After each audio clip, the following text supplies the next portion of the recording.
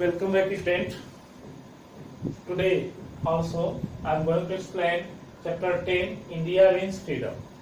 So yesterday I explained how British merchant came to India, what did they do and how did they establish in 1600 East India Company for the purpose of trade with India. So by and by in ancient time Dutch came, French came, British merchant came and Portuguese also came. But they fought together, they fought themselves together. At last British got success as in the trade war, and after that in 1600 the British established English East India Company. After that what happened?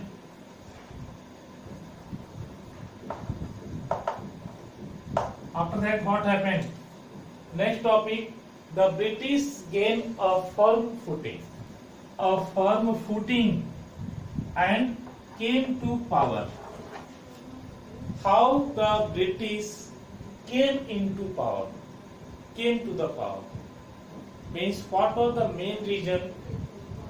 By that reason the people of British, or you can say merchant of British or East India Company, you can say directly how did East India Company come in power? How did East India Company come in power? So as it was the time of trade war, so British people established their company as the name of English East India Company. So how they came to power? How they had put firm footing.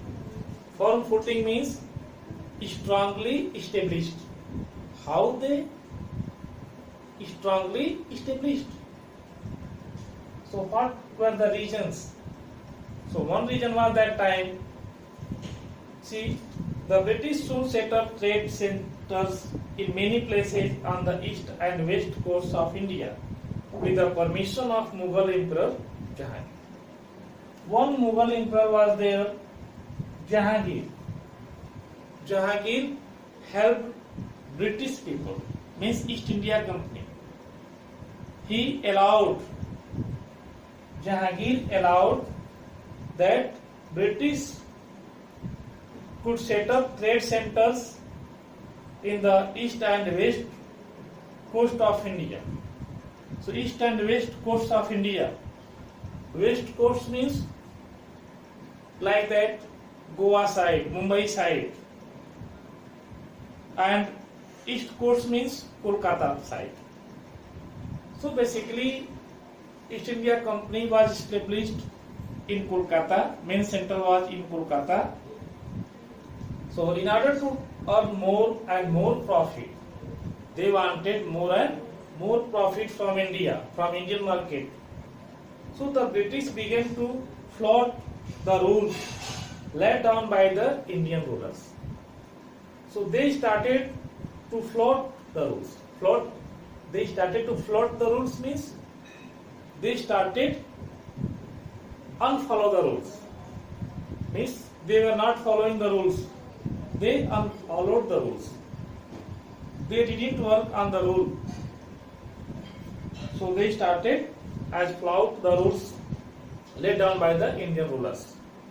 So in this way, British merchants in Bengal misused. They started as misusing of the trading facilities granted to them. What facilities for them it was granted? So they started as in the illegal way. Means legally they didn't do the trade. They started the trade in illegal way, out of rule. As what were given rules and regulations by the kings, by the rulers, they didn't follow. So in this way, the time came when one ruler was there in Bengal as Siraj ud Dawla. One ruler was Siraj ud Dawla. The Mughal Subedar of Bengal took stern actions. He started hard actions, stern actions against British. The British declared a war against Siraj ud Dawla and defeated him in the Battle of Plassey in 1757. Battle of Plassey was fought. That Battle of Plassey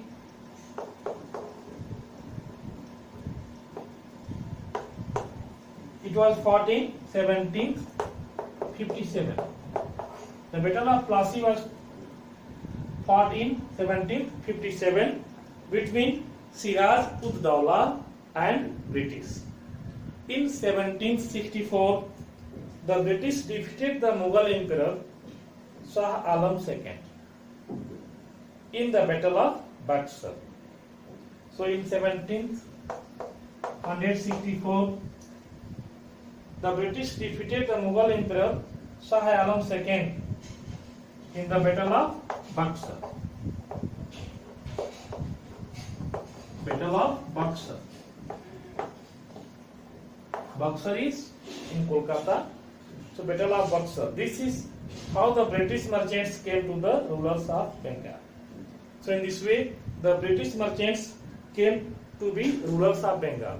Means the British changed himself as a ruler. They developed himself as a ruler in the place of Indian ruler. Because in 1764, in the Battle of Buxar, they defeated Shah Alam II. One ruler was Shah Alam II. So he was defeated by the British, and in the place of Shah Alam II, the British established their power there. So in this way, they came as in the power, means they made a firm footing. They made a firm footing in India. So in this way, they came to power. So basically, it was important battle of Plassey, fought between Siraj ud Dawla and British in 1757, and Battle of Buxar, it was fought in 1764 between Shah Alam II and British. So in this way, the British came to power.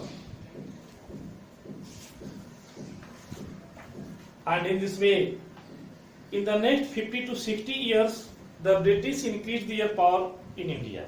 So next 50 to 60 years, they started more and more trade, and they developed their trade in the cheap, very cheap than that of the Indian made items. Means those items which were made in India, it was costly, but British compared their items as producing all the items in the very cheap, so that they could attract the Indian people easily in his cause. So in this way, 50 to 60 years, they flourished their trade. In this way, he came to their power. They defeated Sikhs and Marathas also, and annexed a number of states. Annexed means as forcibly took. They forcibly took. As after the battle, small battle, they forcibly took the number of states They covered the number of states. In this way, British who came to trade with India became the ruler. Their aim was to trade with India. Means British people, the British aim was to trade with India. But by and by, in 50-60 years, they started ruling in India as to different parts of the kings and rulers and subedars. By and by, they dictate. So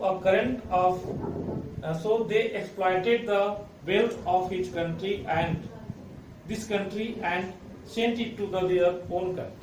So in this way, he exploited the wealth of this country, means India, and sent to the own country.